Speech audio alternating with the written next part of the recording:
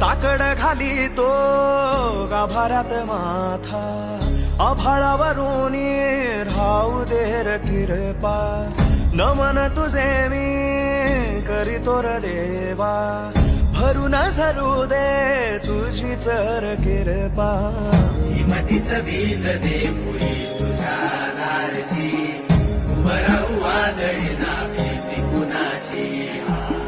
साथीला तू राहूबा मी वाट चालतो, खडतर वागडी असो बाजूरची.